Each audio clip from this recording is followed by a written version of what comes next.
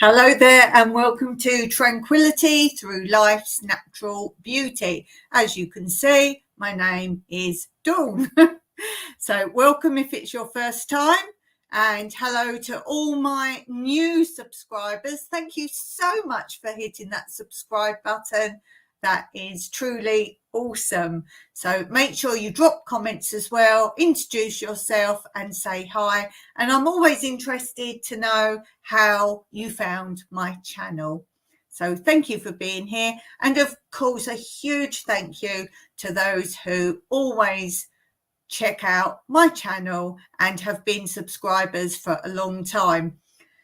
Never forget, it's those people from day one that kept your channel going so you reach your high stability. So thank you so much for being here. And don't forget, as I always say on this channel, it's such a mixed bag of all sorts of things. Always take a look at my playlist and then you will see what sort of content there is on my channel, because I like to say that this channel is a channel with something for everyone. And while we're talking about that, I want to share one of the playlists on this channel, but there's also additional parts of this theme on my other channel, New Beginnings, My Everyday Life in Rural Cyprus. So take a look at this.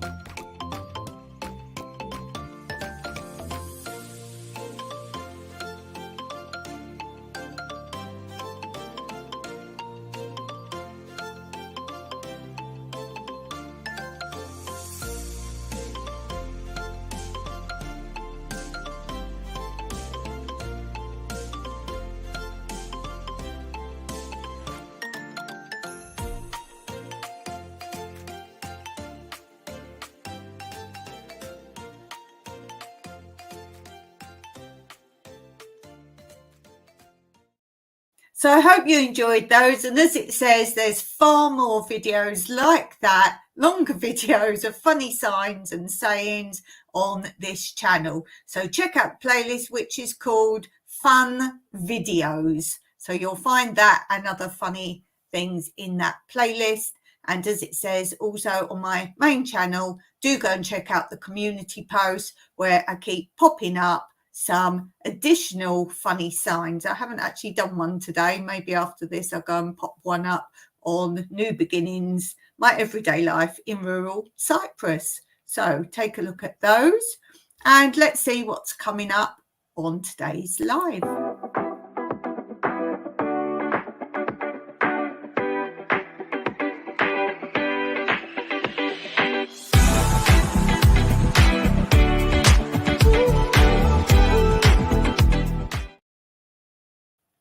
So let's start with this.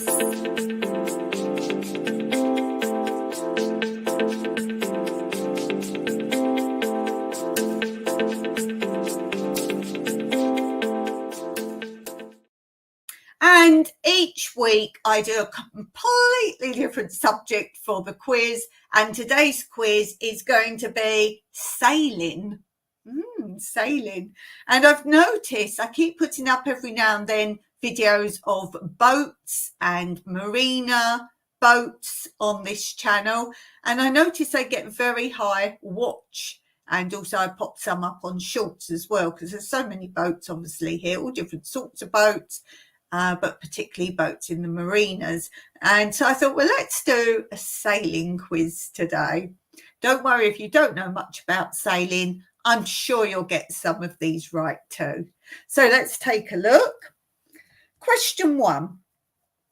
Which were invented first? Square sails or triangular sails? So even if you don't know, you could get a guess on this. And I'm going to read all the questions first. And of course, then you'll have thinking time if you're watching this live. And then I'll go back through them afterwards. If you're watching this back later, don't forget to comment and tell me if you thought this was an easy quiz or a hard quiz this week. Question 2.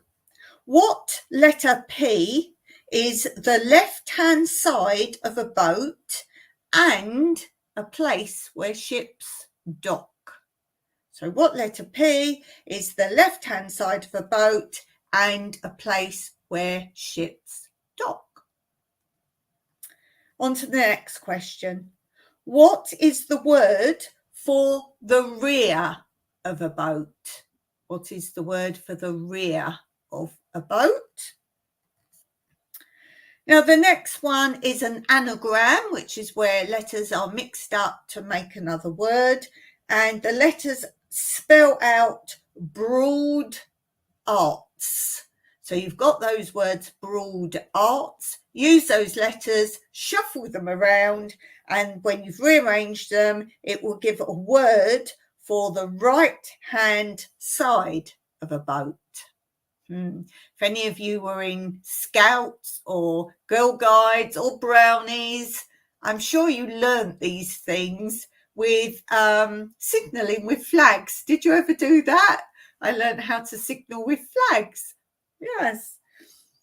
The next question is, boats with square sails can only go in the same direction as the wind. Is this true or is this false? Boats with square sails can only go in the same direction as the wind. True or false? The next question. How many holes do trimarans have? How many holes? H-U-L-L-S. How many holes do trimarans have?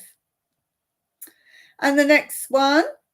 What is a boat with 2 holes called? H-U-L-L-S, not H-O-L-E-S. Not holes, holes. What is a boat with 2 holes called? And the next question. What are small open boats without cabins called? What are small open boats without cabins called?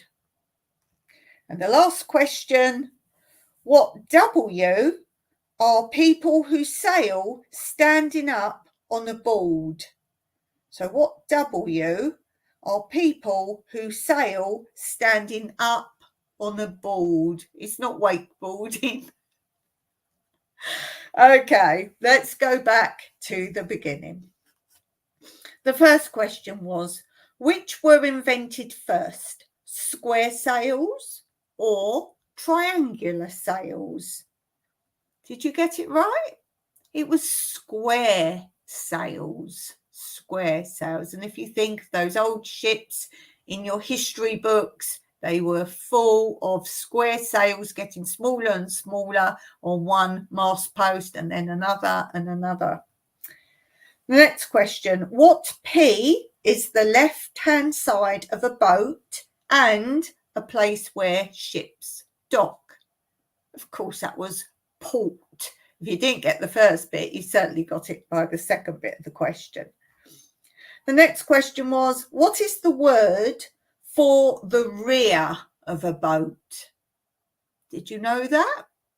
It's the stern. The stern. I wonder if you got some of your boat words mixed up. Let me know. Then the next one was an anagram where you rearrange the letters in words to make other words. And the letters were broad arts. And you rearrange those letters to make a word for the right-hand side of a boat. And the answer, of course, was starboard. Boats with square sails can only go in the same direction as the wind. Is this true or false? It's true. Did you get that? Yes. The next one. How many holes do trimarans have? Did you know that? The answer is 3. Hence the tri or try. The first 3 letters tells you it's 3. What is a boat with 2 holes called? Oh, I bet you know this, but whether you've got the answer, I don't know, but you certainly know what it is once I tell you. It's a catamaran. That's what a catamaran is. What are small open boats without cabins called? And of course, that's dinghies. Dinghies. And you're probably like slapping your forehead like, oh. And the last question, again, you will know this. I hope you got this right. What W are people who sail standing up on a board? And of course, they're windsurfers. How many did you get right of those? Did you do better another week on another subject? Or do you think, oh, sailing actually is my subject? I didn't know that. So let me know in the comments how you did and what subject you would like for the next quiz. Yes, is there a subject you'd like to quiz me on? One of my followers that's often in my chats is Steve from Steve and Tina Jewel. Do go and check out their channel. They're awesome. They have some great content. They do quizzes as well on their channel. So if you like quizzes, go and have a look there. And Steve, I actually quizzed one week. I asked the questions of his subject. He loves the English comedy series Dad's Army. And I actually set a quiz for him on that.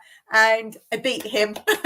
I beat him by knowing more of the answers he didn't know than the answers he did know. So I won that round.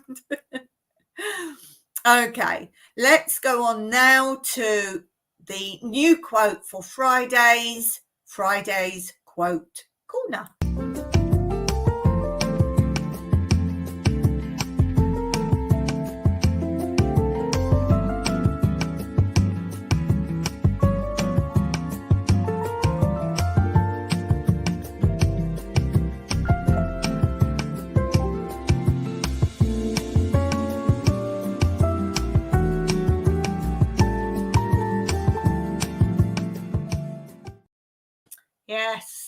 what is your favourite quote or favourite saying? Do comment below and we will share our quotes and sayings. I love positive life quotes, so do post those in the comments.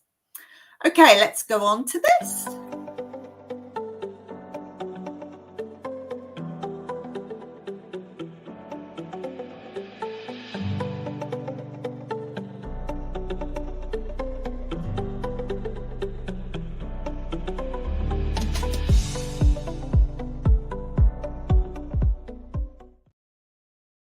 So today I'm going to read a little bit more of the book I have from the area that I lived in when I bought my own. I've had two houses that I bought myself in England, in Wallington, which is in Surrey in England.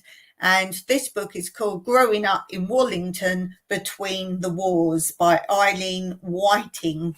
So I'm going to read a little bit more of that. People have emailed me and said they're really enjoying when I read from this.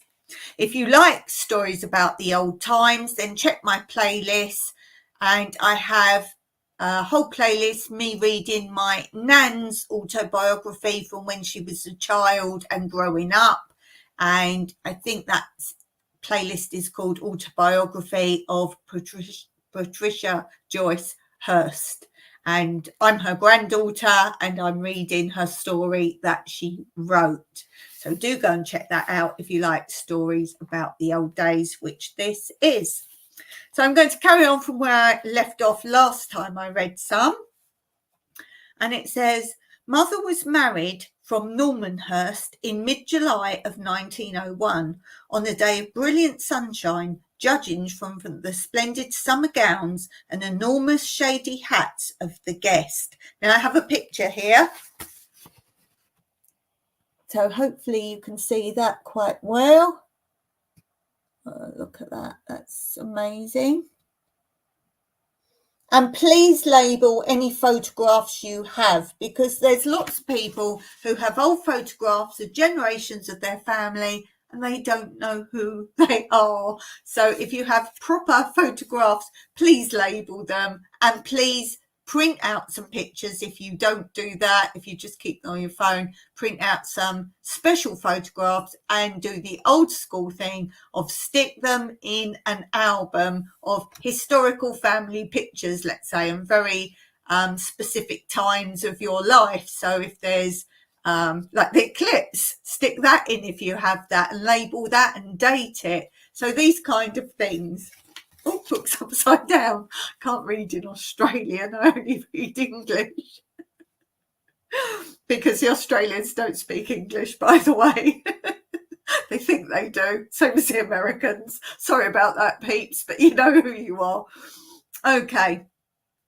So this was the wedding. The garden was a riot of roses and sweet peas, and it seemed the whole village gathered together in the parish church in Manor Road, and later at the reception at Normanhurst. That's the house, by the way. Since people still spoke about that great day many years later and described champagne flowing like water for all present.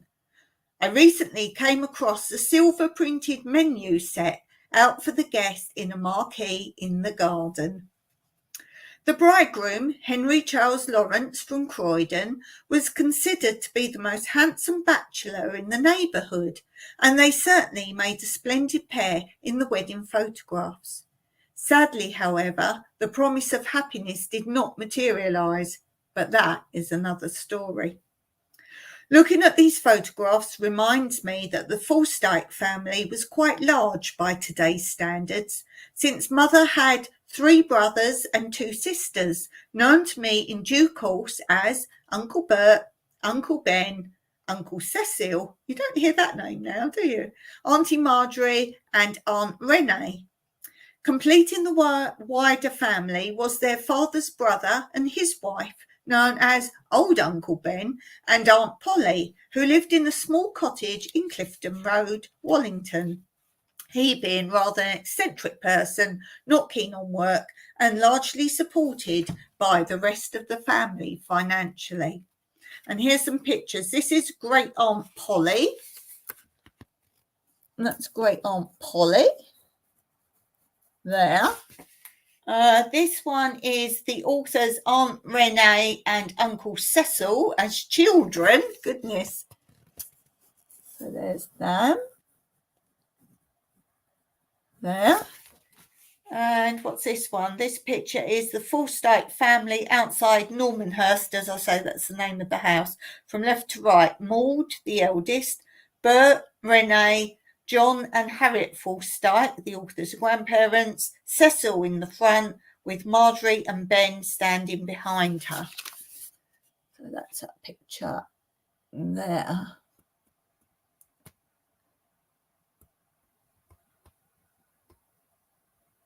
Wow. Okay, so let's read a little bit more.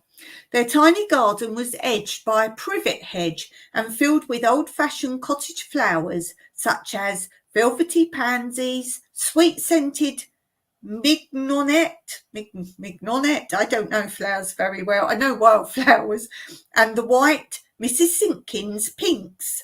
And I always enjoy a visit there for tea, as Aunt Polly was a very gentle, motherly soul, though they had no children, and made very delectable preserves, especially her marrow ginger jam, which I have never been able to equal.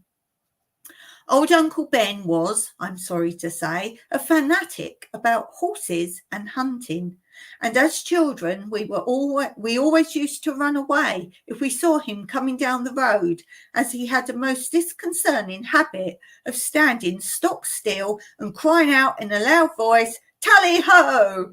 and then reciting, "Do you ken John Peel?" He did it to the end of his days and always wore a billycock hard hat to complete the picture. The three other uncles I've mentioned were all educated at both Wallington High School for Boys and Whitgift Grammar School at Croydon. But although Uncle Bert and Uncle Ben, on returning from war service in the Middle East, both joined the family business, they proved endlessly disappointing to their father. Ben preferred to spend his time at Epsom races or in the nearby public house known as the Melbourne, where with his handsome Alsatian dog Rex, he became a well-known personality until he died. Uncle Cecil, who delighted me as a child with his great sense of fun and humour, in due course joined the Merchant Navy and later had a very successful career in the oil industry. Together with his wife and two children, he lived in Wallington for the remainder of his life. My two aunts were typical flappers of those early days, tying their long hair back with stiff, huge black ribbon bows.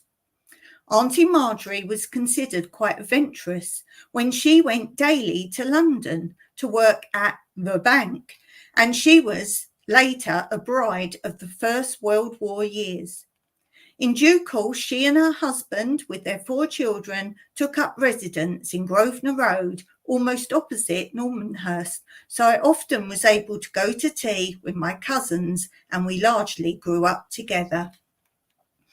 Aunt Renee was also a great favourite of mine, as she was a real fashion plate, and I loved to be allowed to spend time up in her bedroom while she was dressing to go to a dance or out to dinner with one of her many admirers. Crepe de chine and Georgette lace-edged petticoats and cami knickers in a glorious array of colours and designs would lay scattered about the room, and I would totter around in her high-heeled silver evening slippers while she arranged her hair and pinned on the corsage of roses or carnations sent from the florist by her escort. Sometimes it might even be an orchid, and this would be carefully placed in a tiny vase on her dressing table when she returned in the early hours. After the death of my grandmother, this same aunt took over the housekeeping and looked after her father until his death, but she also managed to spend several exciting holidays in France and made many friends. So this is Maud Forsyte, the author's mother as a child. A bit scary looking. And this is Maud Forsyth seated left on the floor with her parents and her two brothers, Bert and Ben. Ben's the baby. So there we go. So that's another little bit of that. Tell me what you like of my story time. Sometimes I read you from books. Sometimes I tell you my funny stories. And sometimes I even share my weird dreams with you. Oh, I had one last night. Do you want me to share? I'll keep it short. So basically, I was with a group of people, and there were a couple of YouTubers there, two couples of YouTubers there, not any real YouTubers, but they were YouTubers, like homesteader types, whatever. And one couple did animals in the homestead, and I'm not sure what the other ones did. I think they were just like gardener type homesteaders. And then there was a couple more people there. And I can't remember the beginning of the dream. I just remember from here that basically one of them said, why don't we form, what do you call it? Like what you get at university, like a house.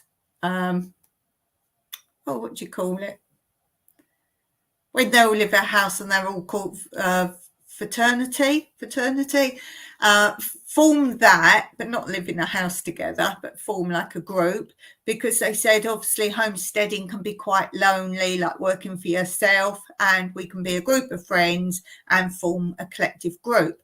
And one of them was into marketing, and she said, I'm going to promote us. So it wasn't on social media. She was going to promote us as a big business, nothing to do with social media, but a business group to come and give talks, or for people to invest in, to teach others how to do it.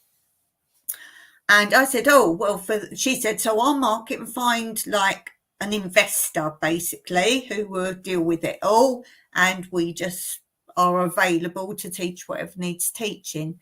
So I said, oh, well, if we're doing like as a proper business, we need to do proper accounts and everything. And I said, my dad's a financial advisor and an accountant. And I said, so that'd be my input. I'll get him to do all that with us, even though I can do all that. But anyway, so they said, oh, that's good. Anyway, she said, well, come now, because she said, I've got someone wants to invest in us all, and we're going for a meeting.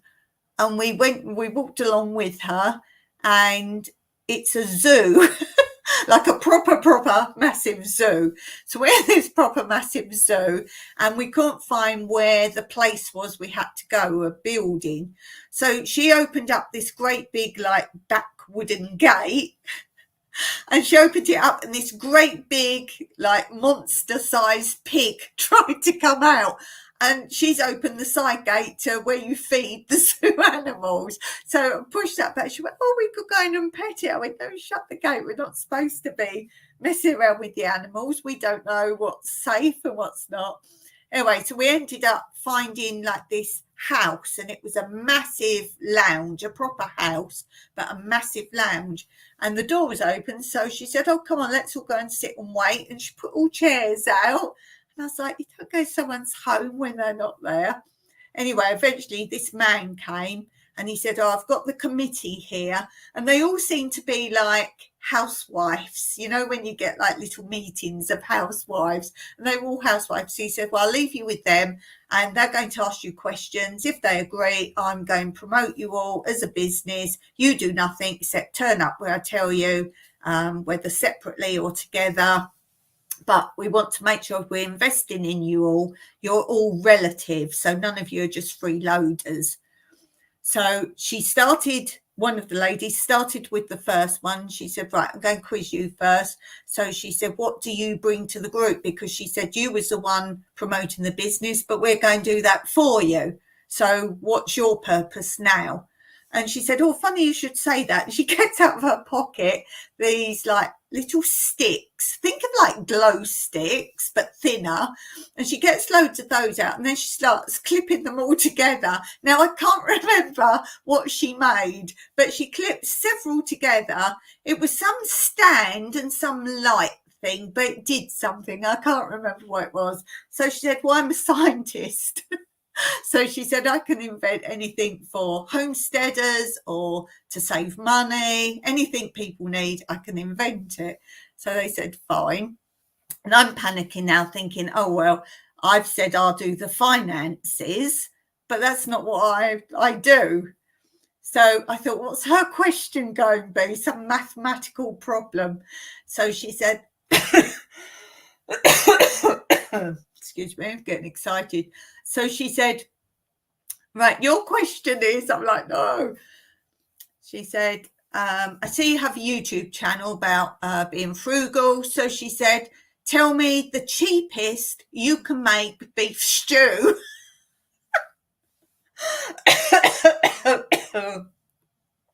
Tell me the cheapest you can make beef stew. I don't cook meat. I eat meat, but Mike cooks the meat. I don't cook meat. If I had to cook meat, I wouldn't bother. So I don't know anything about I don't even do the shopping. I can't tell you what things cost. So I need to twist it to suit me. So if you've watched my channel, my real channel, New Beginnings, my everyday life in rural Cyprus, you will see I do recipes, but they're always frugal recipes. And you know, I'm all about how to invent things and make things. I've got a brilliant video on there, how we cook for nothing. We don't use gas, we don't use electricity. So my head must have been that space. So I said to her, well, first of all, obviously, if you're a homesteader and you raise animals, that's going to bring the cost down first of all. But it's not necessarily about how much a recipe costs, but other things are contributed, such as, are you driving to shops? So you have to take that into account versus people who grow their own vegetables for cooking or raise their own animals. So I was twisting it back to me. And then I was talking to her about how you don't have to pay anything for your vegetables because you grow something once, keep the seeds, keep sowing the seeds. Oh, I've got a tickle now.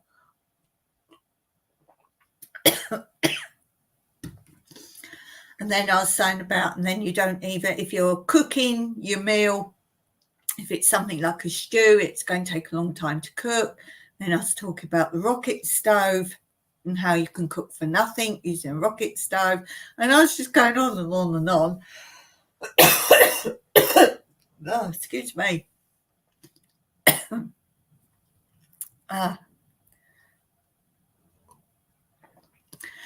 And the lady's going, oh, rocket stove. Oh, you don't need cement to make the rocket stove. And I was going on all about that. And the lady's like, oh, give me your email. We want to contact you. Oh, give me your channel. We want to go and have a look how to do it.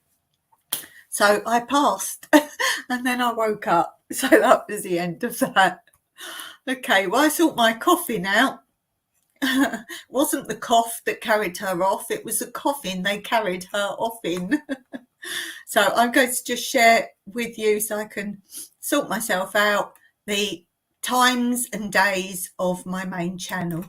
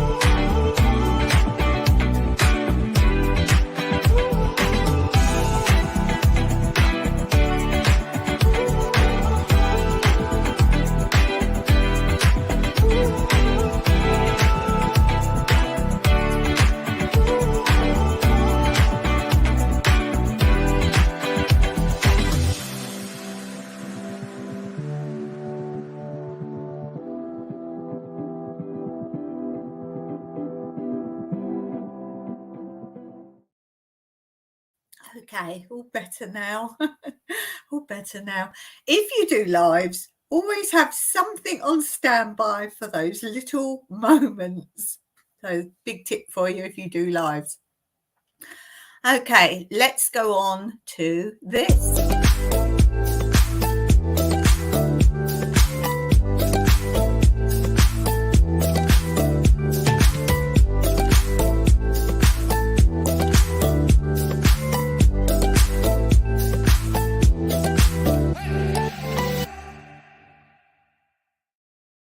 So I've been sharing one of my outbuilding projects here. We had a completely derelict donkey stable and we turned it into something completely different. And people have said they enjoyed watching what I posted. So I'm going to continue with part 4.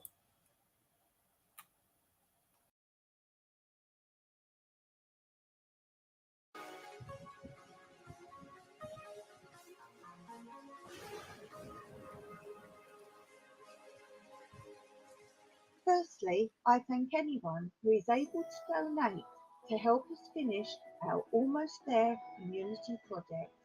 See the link below in the description of how to donate. Check out the previous episodes of this series in my playlist or in the links below to see more about our restoration and renovation of this rural Cyprus farm building. My hopes, aims and intentions are to be able to give a location for anyone wanting a creative space for such things as yoga, language lessons, dance classes, meetings, etc. And with the addition, if required, of accommodation, or solely use of the accommodation for a rural relaxing holiday in an authentic Cypriot location.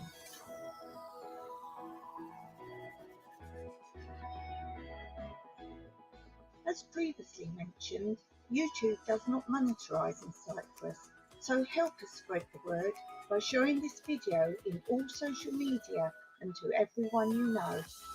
Currently, we do already offer Airbnb accommodation, one double bedroom in our house with complimentary breakfast.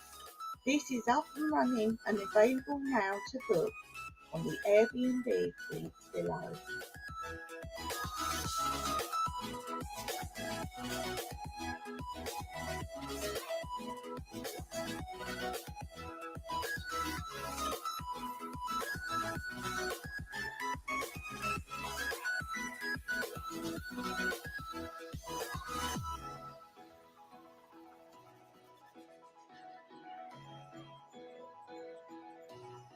We are hoping in the very near future to accept work-away persons to come and stay with free board and breakfast in return for 3 hours work per morning, leaving the rest of your day and evening free to explore Cyprus. This is ideal for digital nomads also. We're also seeking creators to run classes or share any creative skills, either to enhance our environment or to teach others. Join us in this journey to create an affordable, unique experience by donations, booking, or sharing your free time or skills. Share, donate, create.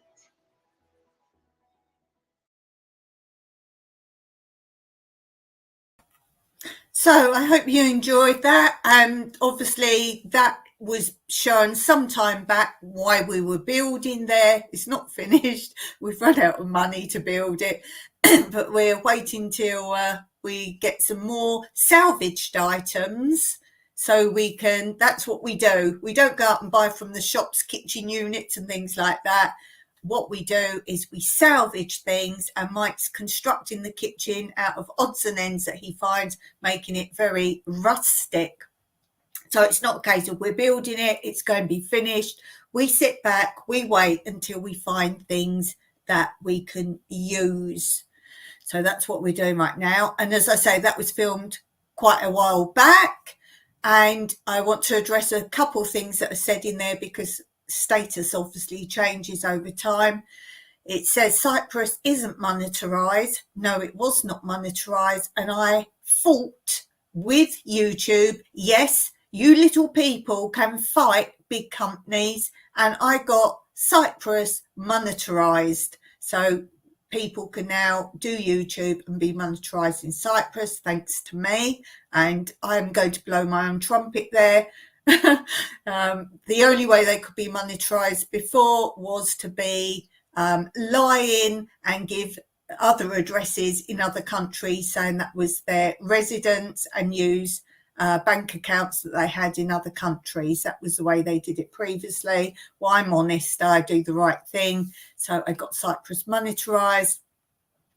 It also says in that video that we hope to do accommodation for volunteers. We have been doing that now for some time. If you want to volunteer, then you can do two ways. You can either go through the Workaway app or site, just type in workaway.com, I think it is, and or ask me for the link, and you can come and help here.